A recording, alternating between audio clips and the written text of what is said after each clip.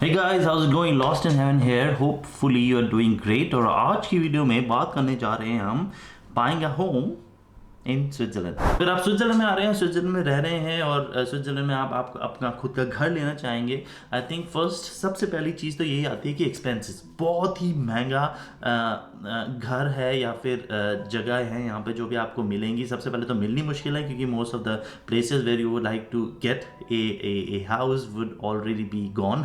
तो कोई आपसे ज़्यादा पैसे दे के उस चीज़ को ले लेगा। डिमांड काफ़ी ज़्यादा है, लोगों के पास पैसा है तो they will buy it. So you will be competing with a lot of people। अब वही कंपेयर करें अगर हम यूएस से, कनाडा से या फिर जर्मनी से, वहाँ पे आपको जैसे कि कहते हैं 5 बेडरूम का घर, वो घर की बात कर रहा हूँ, नॉट अपार्टमेंट। घर अगर आप लेते हैं अपने खुद के प्लॉट में, एक अपना गार्डन सामने, एक गार्डन पीछे, whatever, and then 2 story house, जैसे अगर आपको यूएस कनाडा वगैरह में 600 to 700,000 का मिलेगा, तो वही चीज़ अगर आप स्विट्जरलैंड में लेने की कोशिश करेंगे तो वही चीज़ आपको पड़ेगी at least 2 to 3 million US dollars। so that's a lot of money। और डॉलर्स क्या पता स्विस फ्रैंक्स हो जाए, I can't really say that। so that's a huge difference, the cost is almost triple compared to anywhere in the world if you would like to buy a house size of what I just explained। अब इतना ज़्यादा पैसा तो किसी के पास रहता नहीं है, तो most likely everyone go by a mortgage. वही आप दूसरी कंट्रीज़ में करेंगे, वही आप यहाँ पे भी करेंगे। अब सबसे बड़ी ये चीज़ है कि अगर आप स्विट्जरलैंड में सोचते हैं कि अगर आप स्विट्जरलैंड में रह रहे हो तो मैं घर कहीं और ले लूँ, जैसे कि स्पेन में, जर्मनी में या फिर फ्रांस वगैरह में, क्योंकि वहाँ पे सस्ता पड़ेगा। वो बात सही है, वहाँ पे सस्ता पड़ेगा, लेकिन स्विट्जरलैंड में अगर आप रह रहे हैं तो यहाँ के बैंक आपको मोस्ट लाइकली लोन नहीं देंगे बाहर की कंट्री में घर लेने का। मोस्ट लाइकली लोन का भी प्रोसीजर यहाँ पे ये है कि अगर आप मॉर्गेज के लिए अप्लाई कर रहे हैं या फिर हाउस लोन के लिए अप्लाई कर रहे हैं तो उसके लिए आपको वो resident as a main residence दिखाना पड़ेगा। ये नहीं कि इन्वेस्टमेंट, ये नहीं कि आपका दूसरा घर और समथिंग, वो आपका मेन घर होना चाहिए और उसी पे आपको मॉर्गेज मिलेगा। अब पिछले साल पहले जब से इंटरेस्ट रेट बढ़ना चालू नहीं हुआ था, उससे पहले आपकी इंटरेस्ट रेट था 0.5%, 1%, 2%। 10 ईयर मॉर्गेज आप आराम से ले सकते थे सिर्फ इतने 1% से 2% के बीच में। आज की तारीख में बिकॉज इंटरेस्ट रेट बढ़े हैं तो इट बिकेम है more and more expensive to even get that mortgage. और वो काफ़ी ज़्यादा हो गया है, तो मेरे ख्याल से अभी 3 से 4% हो रखा है for 10 years, which is a lot. Most likely लोगों के पास इतना पैसा नहीं रहता और मॉर्गेज लेने के लिए भी आपको सैलरी दिखानी पड़ेगी, आपको काफ़ी सारी चीज़ें रहती है। उसमें से इतने सारे लोगों के पास इतना पैसा नहीं रहता दिखाने का, इसलिए मोस्टली सबसे ज़्यादा लोग प्रेफर करते हैं कि वो रेंट पे ही रहें अगर पूरे जितने भी टाइम वो यहाँ पे स्विट्जरलैंड में रह रहे हैं। स्विट्जरलैंड में एक और भी अच्छी चीज़ है कि रेंट इतनी आसानी से बढ़ाया नहीं जा सकता। जैसे कि आपने सुना होगा यूएस, यूके वगैरह में रेंट बढ़ जाते हैं, बूम बूम बूम। यूके में भी so fast, but here you can't do it, क्योंकि जो रेंट है वो है by law equals to what the interest rate is from the government, from the bank of Switzerland। तो उससे ज़्यादा interest rate rent by law नहीं बढ़ाया जा सकता। इसलिए मोस्ट लाइकली अगर आप कहीं पे रह रहे हैं वहाँ पे आपका रेंट अगले बार जब तक आप वो जगह नहीं छोड़ते मोस्ट लाइकली आपका रेंट नहीं बदलने वाला। So that's a huge savings as well. और जिन लोगों के पास अभी अपार्टमेंट हैं जो कि या फिर घर हैं जिन्होंने वो रेंट पे लिए होंगे 10 से 15 साल पहले, उनका रेंट अभी भी मोस्ट लाइकली वही होगा। सबसे बड़ी बात ये आती है कि घर ढूंढना सबसे मुश्किल बात है, क्योंकि जिस जगह भी आप रहना पसंद करेंगे शहर के आसपास वो रहेगा काफ़ी एक्सपेंसिव और मोस्ट लाइकली उसकी प्राइसेस भी रहेंगे काफ़ी high, which you might not be able to afford it. लेकिन अगर आप किसी बाहर शहर में भी नहीं, किसी दूर जगह पे भी घर लेना पसंद करेंगे, जैसे कि ऊपर पहाड़ों में या फिर कहीं दूर, so that might be a bit tricky, क्योंकि स्विट्जरलैंड में हमको इतनी आदत नहीं है एक घंटे से ऊपर ड्राइव करके या फिर ट्रांसपोर्टेशन लेके अपनी जॉब में जाना। तो for us it is considered it's a long time if you have to travel 1 hour to reach your job. US से कनाडा की जैसे नहीं है, these guys drive for like 2 hours to reach the job and for them it's totally fine. Here it's not considered that well. उसके अलावा अगर आप कहीं किसी रूरल एरिया में भी, किसी गाँव में भी घर वगैरह ले रहे हैं तो आपको देखना पड़ेगा स्कूलिंग सिस्टम। उसके अलावा क्या पता सिर्फ आप being as a foreigner it might be difficult for you to settle down there and compared to around locals because language plays a huge role। ये सारी चीज़ें थोड़ी मुश्किल रहती है।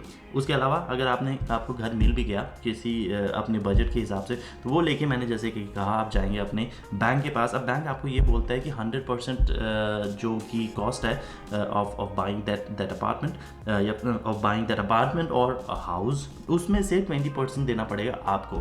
अब ये 20% कैश या फिर किसी तरीके से आपको दिखाना पड़ेगा कि आप पे कर सकते हैं।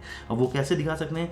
20% में से 10% तो यू नीड कैश, उस द रेस्ट ऑफ 10% आप अपनी पेंशन से या फिर एक अपनी कुछ और सेविंग से आप दिखा सकते हैं कि आई प्लेज दिस अमाउंट, तो वो आपको देना नहीं पड़ेगा। इसके अलावा कॉस्ट रहती है नोटरी की, रजिस्ट्रेशन की, एक्सेट्रा, तो 1 से 2% वो अलग से कॉस्ट भी मान के चलिएगा। अब आपको बैंक जब आप उनके पास ये सारी चीज़ें लेके जाते हैं तो वो आपको एक बजट बता देते हैं कि हम इतने से इतने तक का आपको लोन दे सकते हैं। वो लेके जाएंगे आप अपना वो अपार्टमेंट खरीदने, और basically most of the time में होती है बिडिंग। सो हर बंदे जो भी बंदा है वो मोस्टली बिड करता है, और उसके हिसाब से देन जो सेलर है वो सेलेक्ट कर सकते हैं जो भी हाईएस्ट बिड है मेरे ख्याल से। So then you have to see how much you are willing to pay, और if anyone else is going to outbid you. So that's pretty much it. अब वो डिपेंड करता है, अगर आप मेन शहर के आसपास कहीं लेना चाह रहे हैं अपार्टमेंट या फिर घर, तो उसके हिसाब से इंटरेस्ट ज़्यादा रहेगा, तो कंपटीशन ज़्यादा रहेगा। जितना आप दूर की तरफ जा रहे हैं उतना आसान रहेगा आपको घर मिलना। तो बेसिकली ये है प्रोसेस।